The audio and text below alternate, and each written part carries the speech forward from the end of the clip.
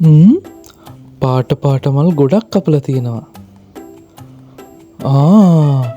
ඒව තවත් ලස්සන කරලා තියෙනවා. මොකක්ද හදන්න යන්නේ? මල් පොකුරක්ද?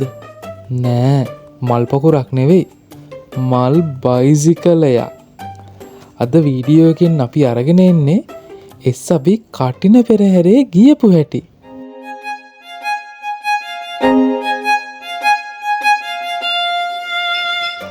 ගස්ලබු ගෙඩියක් අරගෙන ඒකේ මල් ගහන්න තමයි අපි හිතාගත්තේ.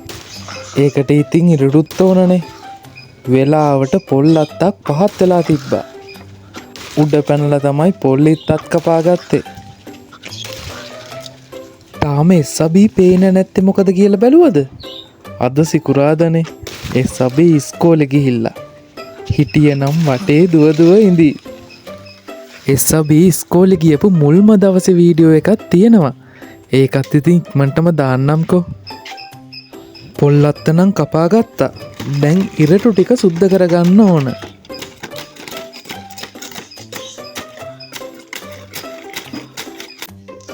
මම ඉරටු ටික සුද්ධ කරන අතරේ එස්.අබිගේ අම්මයි නැන්දයි ආත්තම්මයි එකතු වෙලා මල් හදන වැඩ ටික කරනවා.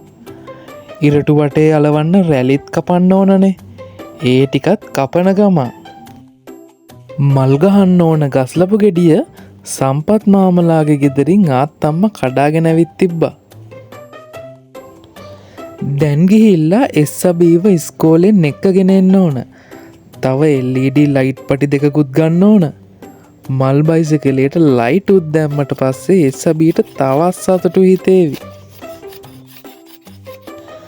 ලයිට් ගන්න ගිහිල්ලා එනකොට එස්.අබිගේ අම්මයි නැන්දයි ආත්තම්මයි එකතු වෙලා මල් බයිසිකලේ හදලා තිබ්බා. එස්.අබිගේ සීයාත් එක්ක එකතු වෙලා LED පටි ටිකත් බයිසිකලයට සෙට් කරා. ඔය තියෙන්නේ නියමටම මල් බයිසිකලේ. අපි යමු එහෙනම් පෙරහැර බලන්න.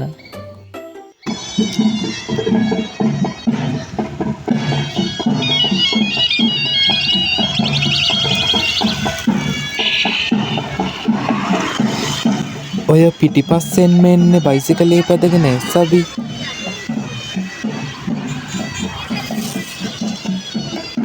මේ තමයි මල් බයිසිකල් සෙට් එක.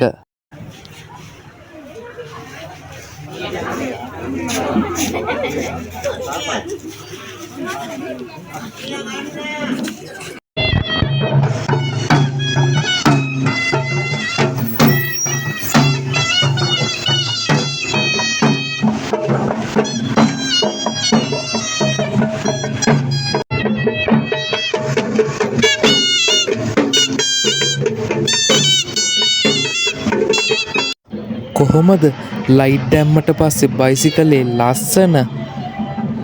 හවස 4 ඉඳලා රෑ 9 වගේ වෙනකන් පෙරහැරේ ගියා. ඊට පස්සේ ඉතින් එස්.අබිට මහන්සියිනේ. අනිත් එක එළි වෙනකම්ම කටින පෙරහැර යනවා. ඊළඟට යන්න තියෙන්නේ කඳු තියෙන පාරවල් වල. එහෙනම් අදට ගිහිල්ලා එන්නම්. එස්.අබිගේ තවත් වීඩියෝ එකකින් අපි ඉක්මනටම හම්බෙමු.